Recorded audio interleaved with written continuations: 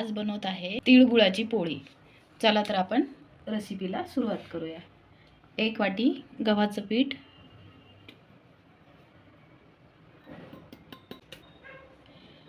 2 चम्मच बेसन पीठ,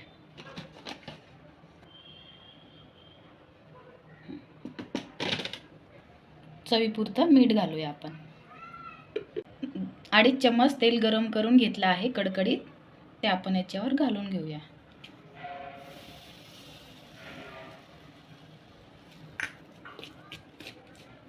असं छान मिक्स करून घेऊया। पिठाला छान प्रकारे तेल लावून घेतले, हे बघा, बघू शकता। आपण आता थोडं थोडं करून पाणी घालून मळून घेऊया।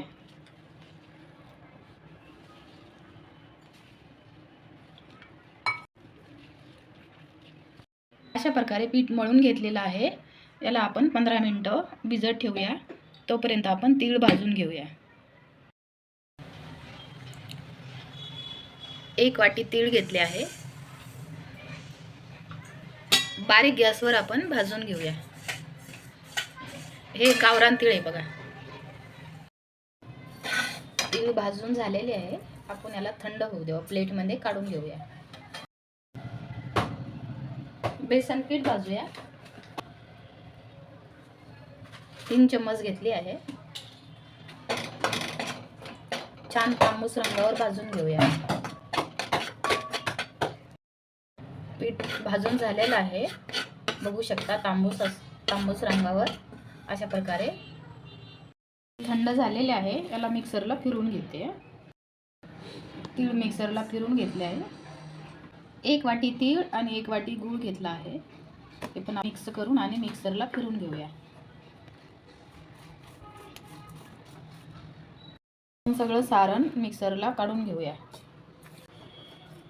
सगळं सारण काढून झालेलं आहे। इथे आपण पीठ पण भाजून घेतलं होतं, ते पण आपण टाकून घेऊया। सगळं एकत्र करून मिक्स करून घेऊया। सारण आपलं मिक्स करून झालेलं आहे, बघू शकता। किती छान प्रकारे आपण आता पोळ्या लाटायला घेऊया। पीठ छान प्रकारे मुरलं गेलं आहे, आपण आता पोळ्या करायला घेऊया। एवढा आपण पिठाचा गोळा घेतला आहे, याला आपण गोल करून घेऊया।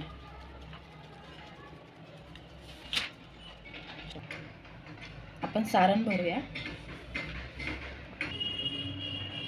भरपूर सारण भरूया। अशा प्रकारे आपण दाबून घेऊया, मोदक सारखं प्रकारे दाबूया। आपण लाटू, बघू शकता।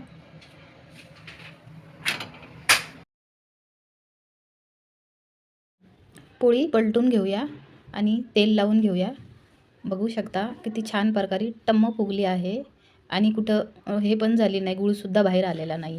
सारण पण व्यवस्थित भरलं गेलेलं आहे। तर मकर संक्रांतीच्या हार्दिक शुभेच्छा सगळ्यांना। आवडलं तर लाईक करा।